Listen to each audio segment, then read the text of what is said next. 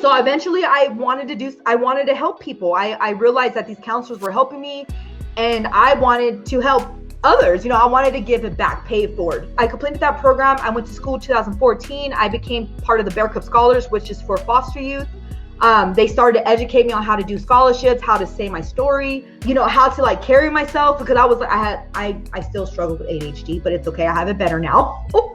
But at the time I was like riding my bike everywhere. I literally had my backpack, like I had a couple backpacks on me. I was all over the place, but that's because I was just, getting clean. Like I was getting clean. I, was learning how to live differently. Like this was a whole new life to me coming out of being locked up, because they gave me 5 years, but I did 18 months out of that. So coming home from that, like having to like do something different was really scary for me. But they helped me get stable. They helped me calm down. I got connected with Second Chance for formerly incarcerated students at the JC. That's where I learned about, getting an expungement. I learned that I can be a leader. Because of them believing in me, I was able to believe in myself. They said, we want you to be the president of this club.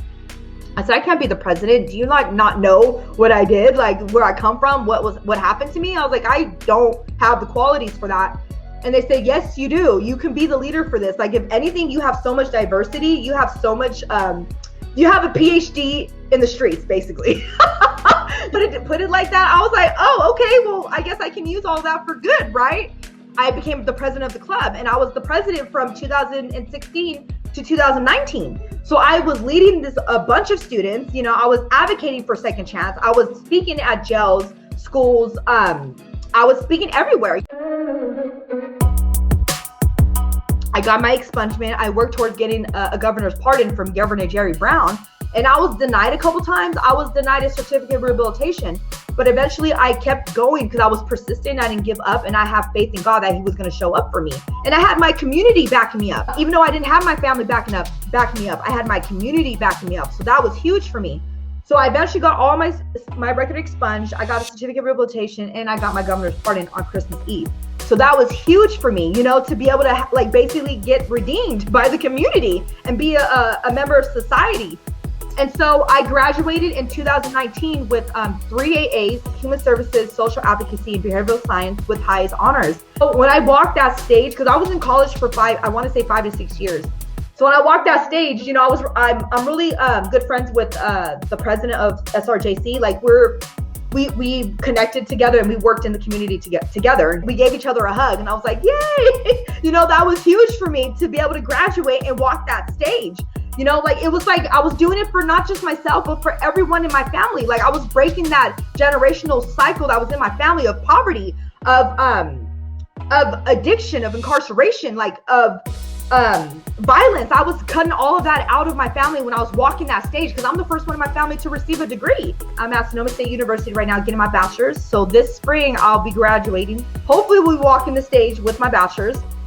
And then I applied for Berkeley for my master's in public affairs, because I want to go into legislation. I want to work towards, in government and changing policies and working for the non-private sector, but in a director's position, leading like a leader. I have my son here full time. I had lost him when he was 3 months, and I just got him back full time. So I'm a full-time mama now. And that's what happens when you're in recovery, like when you're doing the next right thing. Now I'm just, I'm an AODS counselor at Athena House. I counsel other clients that experience the similar situations, and I give them hope. And I'm an advocate for human trafficking in the community. And I'm also a motivational speaker. I speak everywhere about my testimony, about what I've been through. I'm working towards building a safe house called Redemption House of the Bay Area in Sonoma County, which is a safe house for trafficking victims. So we can help rehabilitate them.